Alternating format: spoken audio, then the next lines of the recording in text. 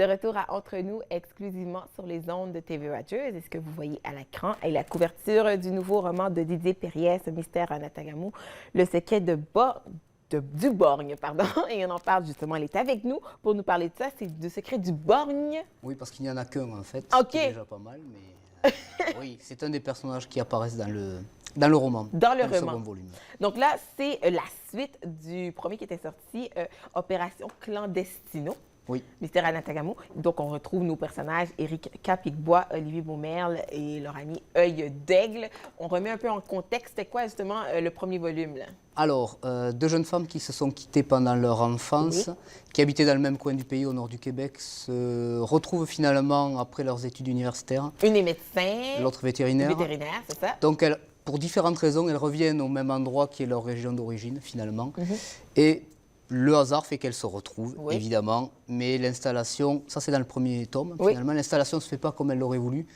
Il faut bien qu'il y ait un récit d'aventure Ben, et c'est des ça, c'est un récit rebondissements. d'aventure. Donc finalement, ça ne se passe pas du tout comme prévu. Et en fait, elles vont de problème en problème pendant le premier volume. Et les problèmes continuent un petit peu pendant le deuxième. Ben oui, donc Oui. parce que, bon, je me rappelle, dans le premier volume, ils ont découvert il y avait des avions qui arrivaient, qui ont fait une... Oui, il y a de la contrebande et puis Contrebande. finalement, elles aident à mettre à jour un réseau de trafiquants. C'est ça. Bon, ils se sont fait un peu vandaliser, ils ont eu un peu peur. Donc là, à la fin, moi, j'ai lu le livre, à la fin, je me souviens, on est resté comme ça, là, en suspens.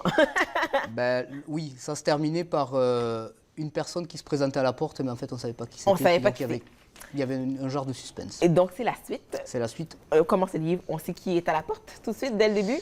Oui et non, parce qu'en fait, l'action du deuxième volume commence en fait quelques mois plus tard. OK. Donc, pas par la personne exactement qui était à la porte. OK. Mais on découvre. apprend finalement que bon, enfin, c'était la mère d'un des personnages qui se présentait, mais tout ça a été résolu, puis on repart sur de nouvelles bases. C'est de nouvelles bases. Voilà. Donc là, qu'est-ce qui se passe dans Le secret du borgne, justement? Quelle est la suite? Sans trop tout révéler, parce que bien sûr, on veut que les gens lisent. Mais Alors, l'idée de montrer deux jeunes femmes qui rentrent dans la vie active après leurs études universitaires, donc finalement, d'une certaine manière, elles continuent leur vie, elles ont continué leur vie pendant que moi je réfléchissais à ce qui allait leur arriver. c'est ça. Et donc, on les prend quelques mois après, puis elles ont voilà, tissé des liens, elles se sont impliquées dans la communauté, elles ont développé leur Parce que ça, on leur voit clientèle. l'évolution des Oui, il y a une personnages. évolution, voilà, elles continuent leur vie. À part qu'encore une fois, quelques problèmes se présentent sous la forme d'un borgne énigmatique, dont je ne dévoile pas l'identité parce qu'elle arrive seulement à la fin. Oui. Mais je peux déjà dire que c'est un des personnages qui se trouve dans le premier roman. OK. Ah oui, hein? Il est dans le premier roman. Il est de premier roman. Mais à vous de trouver. Et par ailleurs, bon, ce qui se passe, c'est qu'un projet minier tente de voir le jour dans ce magnifique pays qui est, en fait, cette magnifique région qui est le nord du Québec. Et ça ne peut pas se passer tout à fait comme il faudrait, dans la mesure où c'est un territoire autochtone et que on ne peut pas impunément prendre la terre des gens, évidemment, et se faire de l'argent avec ça. OK. Et puis c'est quand même d'actualité parce qu'on en parle C'est quand depuis même. plusieurs années d'actualité, C'est ça risque ça. de continuer de Ça l'être arrive. encore après le roman. Et après de le toute façon. roman, justement. Donc là, quand on a écrit le premier roman, on savait déjà qu'on voulait faire un deuxième tour ou comment ça se On passait? voulait. On voulait, OK. Non, non, bien sûr. En fait, dès le départ, mon projet, c'était de raconter une année de leur vie au retour donc à la fin de leurs études, OK. leur entrée dans la vie active. Et cette année-là, je suis parti sur les saisons, ce qui est, je dirais, un peu d'inspiration amérindienne. Et donc, j'aurais pu raconter en 4 saisons, mais en fait, l'hiver, je ne me sentais pas exactement à l'aise avec ça. On n'était pas inspirés ou c'est Non, quoi? mais je me vois mal faire mettre beaucoup de rebondissements en plein hiver avec moins 35. Et Ouais. puis la majeure partie des gens qui vivent à l'intérieur, même si je sais qu'on peut faire des courses-poursuites en motoneige Oui, probablement. oui. Mais bon, bâtir un roman juste là-dessus, c'était difficile. Moi-même l'hiver, je le connais, mais d'une manière, j'allais dire, un peu nouvelle et récente. Ouais. Donc je me voyais mal prendre comme contexte l'hiver ici. Ouais. Donc finalement, je suis resté sur 3 saisons. Alors, ça a commencé à peu près au printemps-été, ça a continué à l'automne, et puis là, on reprend, on est au printemps, puis ça va continuer à l'été, et ça sera le 3e et dernier volume. OK, Finalement, parce que j'avais déjà mon plan depuis le départ, hein. on C'était avait une déjà année le de plan. leur vie. OK, donc là, c'était une de mes questions. Donc, on sait qu'il va y avoir un 3e volume Oui, avec ça. forcément. Est-ce qu'on a déjà la ligne directrice du 3e volume ou pas Oui. encore? Oui. Mais j'allais dire, hein, pour qu'il y ait un vrai bon... Ça ne peut qu'empirer. Ah Ce qui oui, est, hein? ce qui est, à mon avis, une règle d'une histoire dramatique, c'est que on sent que ça ne peut qu'empirer. Ok. Mais il y a des choses qui se passent bien quand même, donc tout n'est pas négatif. mais ça va forcément empirer. Ça ne peut qu'empirer. C'est pas une bonne nouvelle, ça, Didier, parce que là, ce livre-là, c'est plus pour les adolescents, c'est ça, c'est votre public. Ouais, moi, je l'ai lu, puis vraiment, c'est ouais, très je pense bien. que les adultes le lisent très bien comme un livre pour adultes. OK. Grands ados. Grands ados, Oui, c'est parce ça. que dans le premier volume, ça commence par une scène de violence conjugale, donc on ne mettra pas C'est ça forcément ça. dans les mains C'est ça. d'une jeune personne de 12 ans. OK.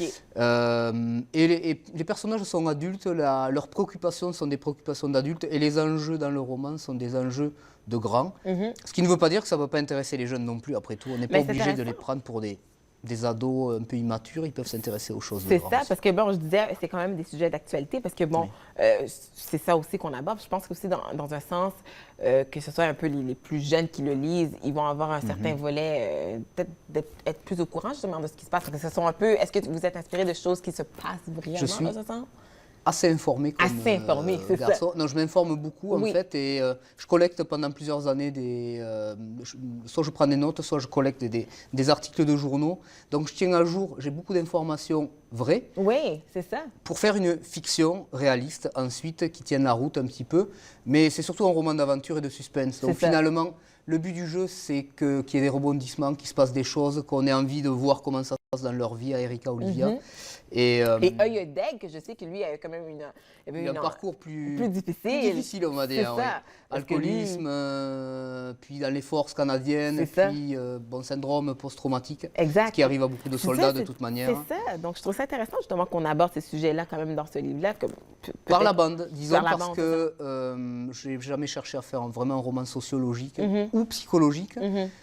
Mais évidemment, j'aime avoir des personnages qui ont du relief et dont la vie peut être intéressante pour tout le monde. Parce que donc il y a Œil d'Aigle, mais il y a aussi Adam Jolicoeur, qui est le libraire de la ville, mais qui cache des trésors de compétences trésors. insoupçonnés.